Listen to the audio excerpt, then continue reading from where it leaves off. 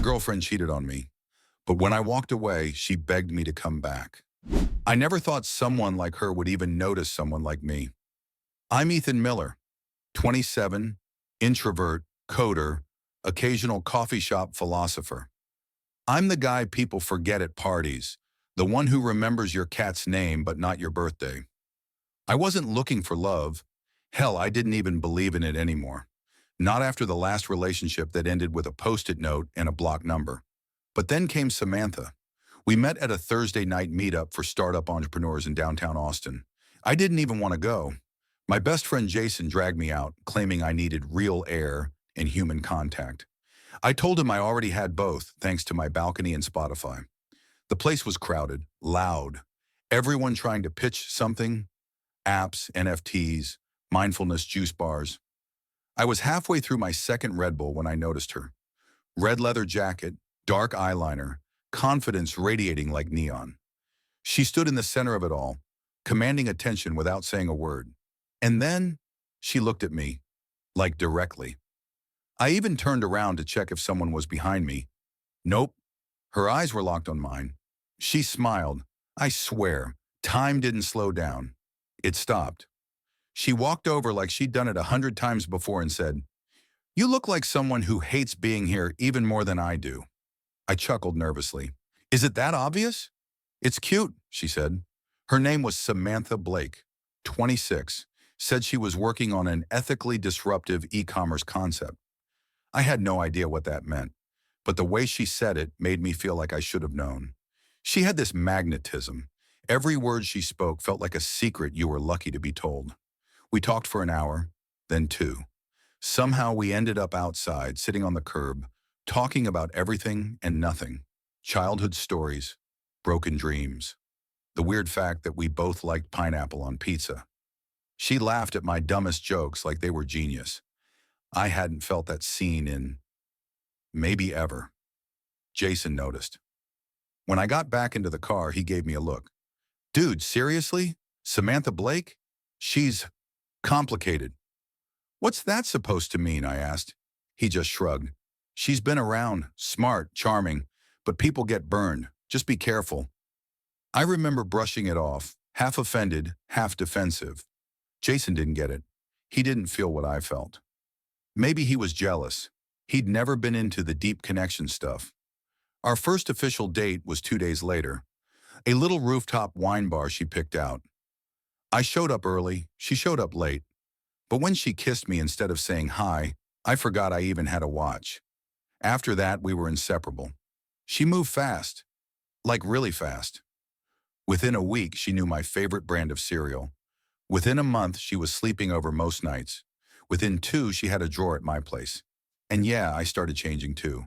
Dressing sharper, hitting the gym, even pretending to like kombucha because she swore it rebalanced her energy. I'd never been in a relationship like this before. She made me feel alive, electric, important, desired, but something in the back of my mind whispered, too good to be true. I ignored it. I ignored it when she started asking personal questions about my finances. I ignored it when she laughed at my job and called me a digital janitor. I ignored it when Jason started pulling away, saying he was tired of watching me become someone I wasn't. Because Samantha made me feel like I mattered. And when you've gone through life feeling invisible, that feeling, you'll do anything to keep it, even if it's fake, even if it's dangerous. The thing about red flags is, they're not always red at first. Sometimes they look like passion. Sometimes they sound like love. Sometimes they come wrapped in lipstick kisses and whispered promises at 2 a.m. For a while, I thought I'd hit the jackpot.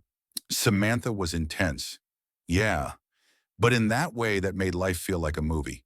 She was spontaneous, unpredictable, wild. One night she booked us a last-minute trip to Miami just because she was bored of air that didn't taste like salt. I dropped everything, called in sick. She made me feel like life wasn't something to survive. It was something to chase. But then she started changing the rules, and I didn't even notice. The first real crack was during a game night at my place. My friends and the few I had left were over. Jason came too, reluctantly. We were halfway through Cards Against Humanity when Samantha drew a card and burst out laughing. "Oh my God, this is so Ethan," she said, and read it aloud.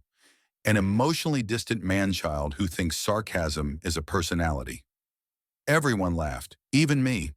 But the look Jason gave her, cold, flat, stayed with me long after the laughter died. Later, after everyone left, I asked her, "Was that really how you see me?" She grinned. "Baby, it was just a joke. You're too sensitive sometimes." That line stuck with me. "You're too sensitive." I'd heard it before, from people who used it to excuse cruelty. I didn't say anything. I let it slide. I always let it slide. Then came the Tyler situation. Tyler was one of her friends from the gym. Tall, athletic, the type of guy who says bro without irony. At first, I didn't think much of him. Samantha said he was harmless. Like a golden retriever, she joked. Totally safe. But he was always around. At parties, at brunch. He even joined us once on what I thought was a date. Just showed up mid-meal like it was planned. Samantha acted like it was no big deal. I started noticing little things. The way they texted constantly, even when we were lying in bed. The way she laughed harder at his jokes than mine. The time I walked in on them in the kitchen. Her sitting on the counter, him between her legs holding a spoon of Nutella. She looked startled. He didn't. "You hungry, bro?" he asked like nothing was wrong. I didn't say a word, just walked out. My throat felt tight. I told myself I was imagining things, that I was being insecure, that if I asked her about it, she'd spin it on me again. Call me possessive, jealous, boring. So I kept quiet. A week later, she asked me for money. We were lying in bed. She was scrolling through Instagram, showing me influencer brands she said were making a killing. Then she looked at me with those eyes. Soft, serious, seductive. "I want to build something," she said, "like a real brand. Not just be someone's girlfriend." I smiled. "That's amazing, I support that." "I know," she whispered. "That's why I need your help. Just a little financial push." I hesitated. "How much?" "5 grand, she said casually. "You said you had savings, right?" My stomach sank. It wasn't the money, it was the tone, the assumption, the way she'd already spent it in her mind before I even opened my mouth. Still, I nodded. "Of course," I said. She kissed me like I'd just proved something, like love was earned, not shared. That night I called Jason. We hadn't spoken in a while. He answered on the second ring. "Took you long enough," he said. "She sucked the soul out of you yet?" "Can we meet?" I asked. We met at a 24-hour diner, sat in our old booth, ordered the same greasy fries we used to eat after college exams. I told him everything. The loan, Tyler, the jokes, the way I didn't feel like myself anymore. He didn't say "I told you so." He didn't need to. He just looked tired, sad. "Ethan," he said softly, "this isn't love. It's manipulation. She's breaking you down so she can remake you into someone she can control." I looked away. "I think I already knew that." "Then why are you still with her?" I didn't answer, because I didn't have one. When I got home, Samantha was waiting. "Were you with Jason?" she asked sharply. "Yeah, just needed to talk." She narrowed her eyes. "He's poisoning you against me." I sat down exhausted. "He's worried about me." "He's obsessed with me," she spat. "Can't stand that I chose you over him." I froze. "Wait, what?" She caught herself, laughed. "I meant, he always wanted someone like me, but I'm with you." Her smile was sweet, but her eyes weren't. She climbed onto my lap, wrapped her arms around me, whispered into my neck. "You believe in us, right?" I nodded, because I was too tired to argue, too confused to fight, too scared to be alone. The next few days blurred together. She became sweeter than ever, cooked breakfast, sent me selfies, said "I love you" 3 times a day, but I started noticing things I couldn't unsee. She never paid me back. Tyler texted her. By month 4, I wasn't sure where she ended and I began. It's a strange thing. Losing yourself. It doesn't happen all at once. You don't wake up and suddenly not recognize your own reflection. It's gradual, subtle, like erosion, a slow wearing down of edges you didn't even know were sharp. First, it was my friends. Jason stopped texting altogether. So did Matt and Kendra. Our group chat went silent. Notifications dried up. No more weekend hangouts. No more late-night gaming sessions. Even my mom's calls went to voicemail more often than not. I was always busy, always tired, always dealing with Samantha, because Samantha always needed something. My time, my attention, my emotional labor, my money. And when I couldn't give her what she wanted, she got quiet, not angry. No, anger would have been easier to deal with. She'd just withdraw. She'd stare at her phone while I talked. She'd sigh when I walked into the room. She'd look right through me like I wasn't enough anymore. And the silence was a punishment. So I overcompensated. I brought her flowers, took her to fancy dinners, worked late to cover her brand expenses, which to this day, I don't think ever existed beyond Instagram stories and mock-ups.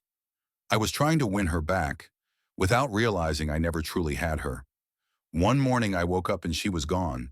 No note, no text, no toothbrush. Her drawer was empty. Panic shot through me. My first thought wasn't anger or confusion. It was, what did I do wrong? I called her. No answer. I texted. Nothing. Hours passed. Around 4 p.m., she finally replied, "Needed space. Don't overthink it." That night I didn't sleep. I sat in the dark staring at my bedroom door, waiting for it to open, wondering what space meant. Was she with Tyler? Was she done with me? Was this how she left people? Slowly, so you could blame yourself? The next morning she showed up like nothing happened, wearing sunglasses and holding iced coffee. "Why do you look like a ghost?" She laughed. "I thought you were gone," I said, barely holding it together. She rolled her eyes. "You're so dramatic, Ethan. It's exhausting." I should have ended it right then, should have walked away, but I didn't, because she kissed me and said she loved me, and I believed her. 2 days later, I found out the truth. Jason showed up at my apartment. Unannounced, he looked pissed. "Can we talk?" he asked. I didn't want to. I was tired, emotionally fried, but something in his face made me let him in. He pulled out his phone and showed me screenshots. Texts between Samantha and Tyler, flirty, explicit, dates, laughing about me behind my back. Jokes like, "He's sweet, too bad he's so easy to manipulate. He'd probably give me his kidney if I asked nicely. LOL, he actually believes I'm launching a brand." I couldn't breathe. My ears rang. My chest felt like it was collapsing inward. I stared at the messages for minutes, hoping, praying they were fake. But they weren't. Jason didn't say anything. He just watched me. "I didn't want to show you," he finally said, "but you need to wake up." I nodded slowly. Then I threw my phone across the room. When Samantha came back that night, I didn't confront her. Not yet. Instead, I watched her. The way she walked in like she owned the place. The way she kissed me like I was a routine. The way she grabbed her phone mid-conversation and smiled at whoever was on the other side of the screen. I realized something terrifying. She didn't love me. She loved control. She loved being adored. She loved the attention. She loved the power of making someone feel like they were everything, then pulling it away like oxygen. I was never her boyfriend. I was her audience. The next few weeks were a blur of quiet resentment. I started pulling away, subtly. I stopped replying immediately to her texts. I didn't pay for her Uber. I skipped a brunch. She noticed. "Are you mad at me?" she asked one night. I shrugged. "Just tired." "You've been different lately," she said. "Colder." I didn't answer. She stared at me. "Are you still in this?" I should have said no. Instead, I lied. "Yeah, of course." Because I wasn't ready to let go. Not yet. I wasn't done figuring out who I had become. One night I had a dream. In it, I was standing in a burning house. Everything was on fire. The walls, the photos, my bed. Samantha was sitting on the couch, calm, drinking wine. "Ethan," she said, "why are you crying?" "This is love." I woke up shaking. That's when I knew. This wasn't just a toxic relationship. It was emotional self-destruction. And I was lighting the match. It happened on a Tuesday. Funny how the worst days of your life never announce themselves. There's no dramatic music, no thunder in the sky, just the quiet, cruel unfolding of truth. I came home early from work. Something in me told me to call it intuition, or maybe just that exhaustion from pretending everything was fine. The apartment was silent, too silent. Samantha's keys were on the counter. Her heels were by the door, but the bedroom door was closed, and that was unusual. I walked slowly, each step heavier than the last. And when I opened the door, there she was, with Tyler. They weren't even fully dressed. She screamed. He froze. I didn't move. I didn't yell. Didn't cry. Didn't throw a punch. I just stood there. Because the pain wasn't new. I'd already felt it. This was just confirmation. Ethan, wait, she started. I raised a hand. Don't. Tyler grabbed his shirt. Look, man. I turned to him. You don't exist to me. Get out. He looked at her, then back at me. Something flickered in his face. Maybe guilt, maybe relief. He left without a word. Samantha stayed seated on the edge of the bed. For the first time, she looked small, like the performance was over and she didn't know who to be without an audience. I didn't mean for you to find out like this, she whispered. I laughed. It was dry, bitter. You didn't mean for me to find out at all. She looked away. I gave you everything, I said quietly. Time, money, love, and all you ever did was take. She didn't respond, so I kept going. I thought I could fix this. I thought if I just loved you hard enough, you'd become someone who loved me back. But I was never your partner. I was your safety net, your emotional ATM, your pet. Ethan, I'm done. I didn't take much, just my laptop, a few clothes, and the Polaroid picture of me and Jason from freshman year, back when life felt simple. I left my keys on the kitchen counter and walked out without looking back. I crashed at Jason's that night. He didn't ask questions, just opened the door, handed me a beer, and turned on the game. We sat in silence for a long time. Eventually I said, you were right. He didn't gloat, didn't say, I told you so. He just looked at me and said, you coming back to life now? I smiled. For real, for the first time in months. Yeah, I said. I think I am. The next few days were weird, like I'd been unplugged from the Matrix. Colors looked brighter, food tasted better, music hit harder. But it wasn't all freedom. There was grief too. Grief for the version of me who let it all happen. Grief for the time I wasted. Grief for the friends I pushed away. The boundaries I abandoned. The red flags I painted white.